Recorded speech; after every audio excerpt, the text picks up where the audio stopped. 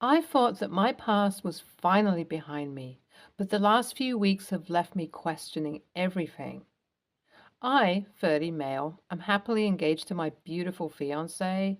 I have a good job. We have a little house of our own and couldn't wait to get married and start a family of my own.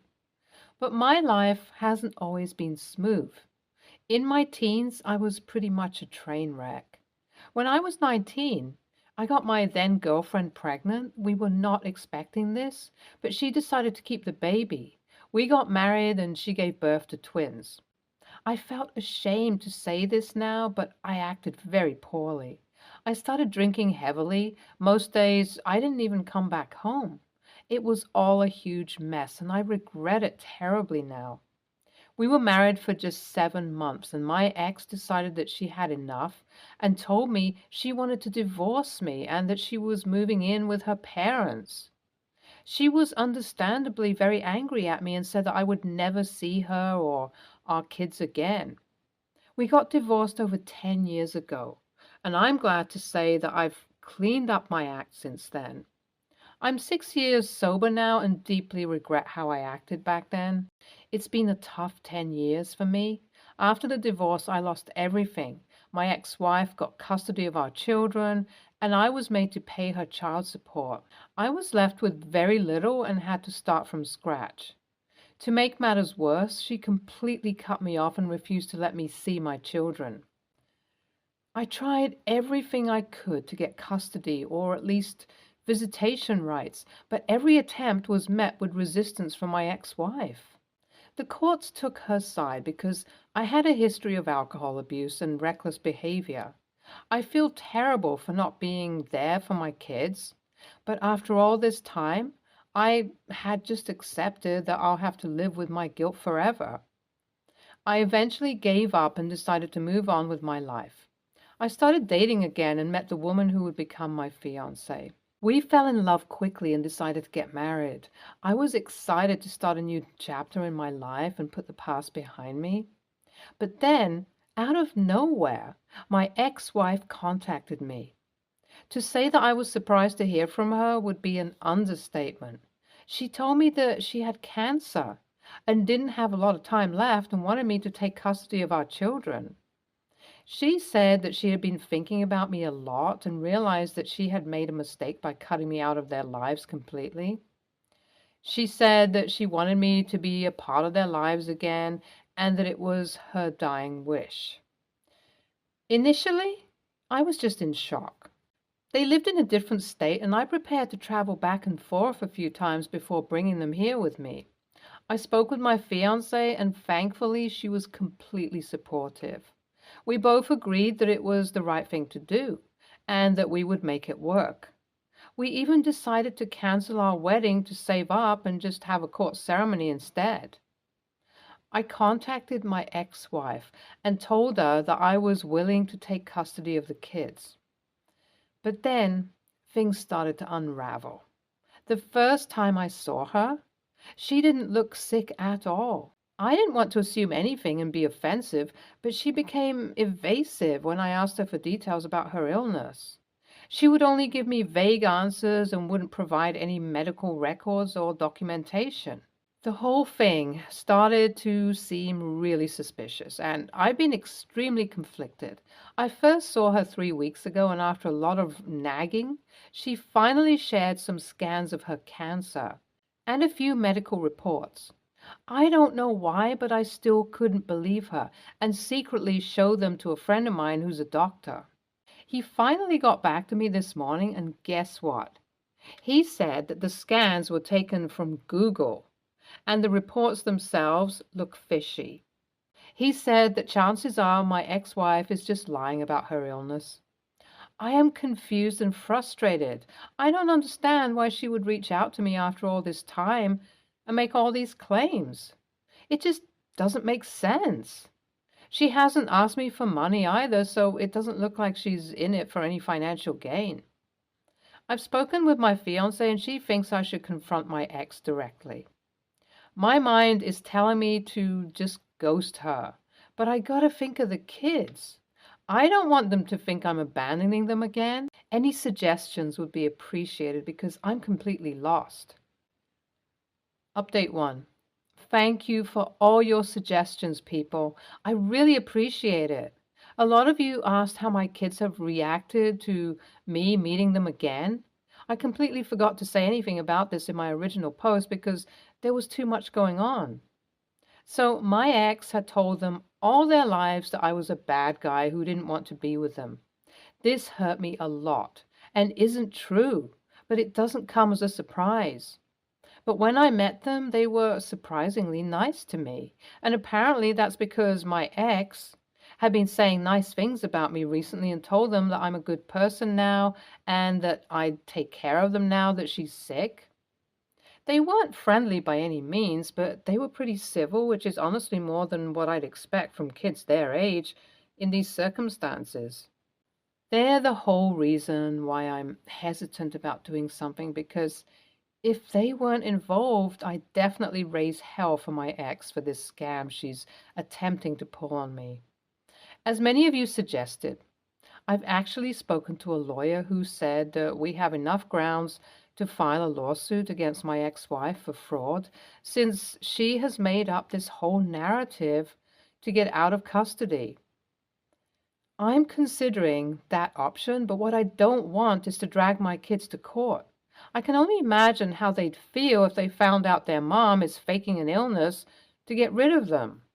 My fiance is still insisting on me confronting my ex outside of court and coming to an arrangement without getting into what would certainly be a very complicated custody battle. I haven't made the call yet. I'll try to update you guys once I come to a decision. Update 2. I decided to confront my ex first and then decide if I want to go ahead with a lawsuit. And what I discovered is absolutely infuriating. I cannot believe how selfish and evil this woman can be and the lengths she is willing to go for getting what she wants. Since my last update, I thought a lot about my kids and how difficult it would be for them if we went to court. I visited my ex last weekend, pretending it was just another regular visit. She had no idea that I was onto her plan. I went over and said hi to the kids. I then told my ex that I had to discuss a lot of legal stuff and it would be best if the kids weren't there for a bit, so she sent them to the neighbor's place. I then told her that I know what she's been up to. She denied everything, but I told her that I have a doctor willing to testify that her scans were fake. And if she didn't come clean, I would just call up the clinic she forged her reports from, and then she'd have no place to hide. She continued being dramatic and in denial, and I was quickly losing my cool. I told her she had 15 minutes to come clean or else I would leave immediately, and the next time she heard from me would be through a lawyer regarding a lawsuit. This got her in real quick, and she broke down. She started sobbing and said that she had been putting the kids first for all their lives and wanted her own life now. Apparently, she had met some guy from Europe and they were in love and she wanted to move to his home country and start her life over. She said that she had been keeping tabs on me all this time, and when she saw that I was getting married, it pissed her off because she thought I don't deserve to be happy while she ignores her dreams for the kids. She came up with this insane plan with her boyfriend and they planned on running away once I officially had custody of the kids. To say I was shocked would be an understatement. I got really angry and asked her how she could even think of abandoning her children and lying to them about something so serious, and she said I had no right to say anything because I hadn't been in their lives in the first place. This was such a low blow because the only reason I wasn't in their lives was that she wouldn't allow it over some stupid grudge and mistakes I made forever ago. I stormed out of her place and have been ignoring her calls and texts since then. I don't really know what's the plan ahead for me.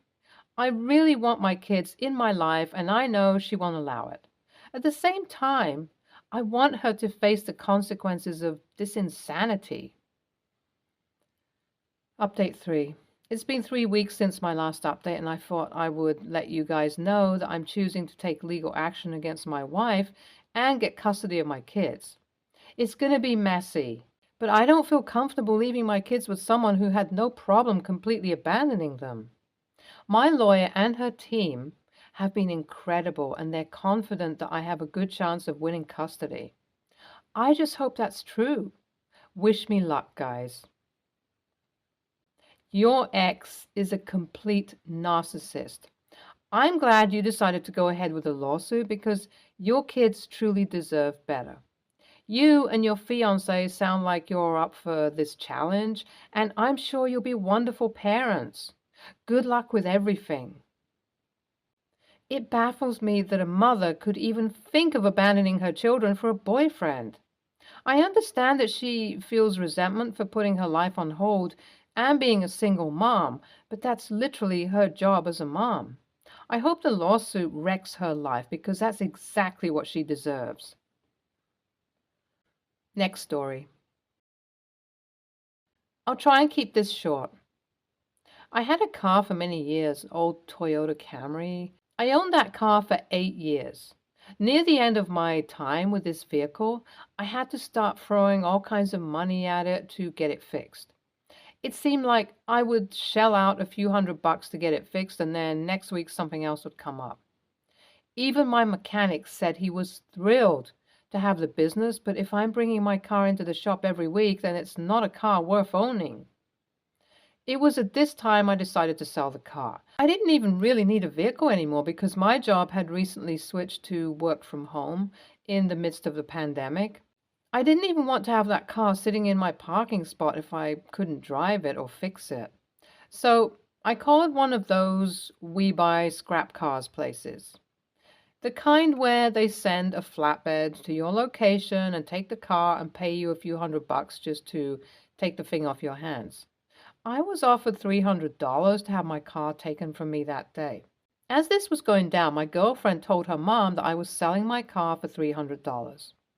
She got all hyped up and said they needed a new car for their farm, and if I was going to just get rid of it at random for $300, then I should just sell it to her for the $300 instead. I thought, sure, whatever. I don't care who gets the car as long as I get my $300. So I delayed the scrap car guy and told girlfriend's mom to come over and she could buy the car for $300. Girlfriend's mom came over with $100, said she could get the rest the next day. I said, no deal. I start getting called a cheap prick and that I don't trust her to pay me back.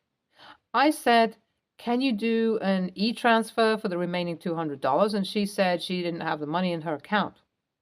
I said, $300 for a Toyota Camry that still runs is a steal. If you don't have the money right now, I am not going to wait for it. I'll just sell it to the scrapper and be done with it. So that's what I did. Girlfriend's mom is extremely upset that I don't trust her, and I couldn't just wait a day with the car for her. I wanted that car out of my life forever that day. That's why I sold it so cheap to begin with. In my experience, when you buy a vehicle off someone for less than $500, you arrive at the meetup with the full amount. AITA? I start getting called a cheap prick. This is called projection. She is the cheap one. She was hoping for a bargain, get it for $100 instead of $300, then get mad and insulting when you didn't let her. You would have never seen the rest of your money. NTA. NTA. Actually, you sold the car to a scrap metal company for $300 instead of to your girlfriend's mom for $100. You would have never seen the rest of the money. And if you dared to say something about the missing $200, you would be called, like now, cheap. I start getting called a cheap prick and that I don't trust her to pay me back. Also, if she really wanted to pay more than $100, she would have said, sorry, I really want the car, but I have only $100 now and I will have the rest by X day. As soon as she said she wanted to buy it for $300. After all, she is trustworthy, right? Instead, she came with less and thought you would be too ashamed to say no. Next story. My husband's older brother, Tom, is married to Valerie. Valerie has an 8-year-old daughter who Tom adopted last year. Valerie and Tom are expecting another baby together. Their daughter has suggestions for names for her baby brother or sister, namely names that were nature-themed: wren, dove, lark, river, hawthorn, forest, cove, ocean. My name is actually among one she suggested. My own brother has a bird name along with me. LOL. Tom proceeded to tell his daughter that those were not real names and that I had always disliked, hated my name, and they didn't want their little baby to be the same. He said this in front of me and my husband. My husband thought he was crazy and told him I had never said that. Tom glared at my husband. Then his daughter asked me if I hated my name, and I said I didn't.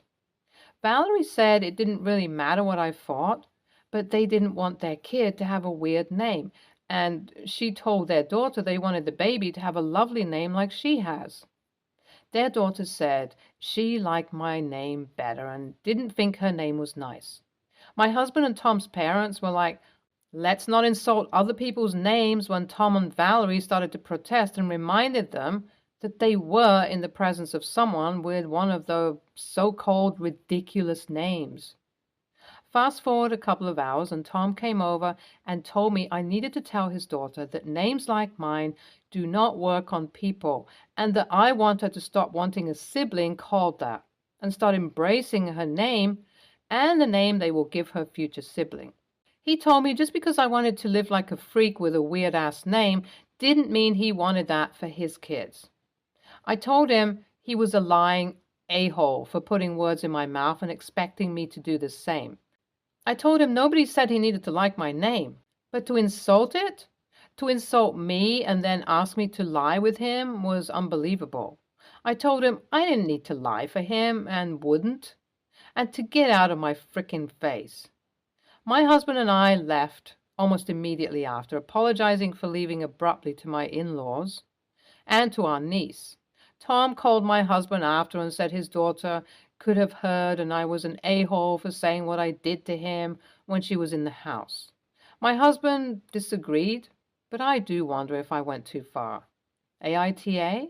NTA. If he didn't want to be called a lying a-hole, he shouldn't have lied and acted like an a-hole. I also have a unique nature name, and I love it. NTA. What the hell is Tom's issue? Tell Tom to take an Xanax. I've seen freaking 9-year-olds being called Naruto. Whatever name they pick will be fine. You did exactly the best way to solve this, OP. Good job. Next story. I, 25, female, have been married to my husband, 29, for a few years now. He has a younger brother who recently got engaged. I've known his brother's girlfriend for 4 years. We're not extremely close, but we hang out whenever there's a family get-together. Anyways, for their bridal party, she asked me to be the maid of honor. She has 4 other bridesmaids composed of cousins and old school friends. I told her that I'm very grateful that she has asked me, but unfortunately, I don't have the time to do all the things expected of a MOH. I just had my first baby in November, and it's a lot. She has expressed wanting a bridal shower, bachelorette party, etc. I told her I can just be a regular bridesmaid. She seemed fine, but afterwards my husband told me that she was venting to my brother and telling him that I'm being cold to her. According to her, she thinks I'm lying by saying I'm too busy because I'm on maternity leave and that I have all the time in the world, and all her other friends work full-time. My husband agrees with me, but his brother called me and said I should try to be accommodating to her. I reconsidered and told her I would be her MOH if she covers half of the responsibilities. Example, planning the bachelorette party. He said he would get back to me. The next day, she calls me and asks me why I'm being so difficult. She says I'm the only one in the bridal party not working and that I should step up. I told her again that I'm on maternity leave taking care of a baby, and it is actually even more demanding than full-time work. She ended the call quite upset.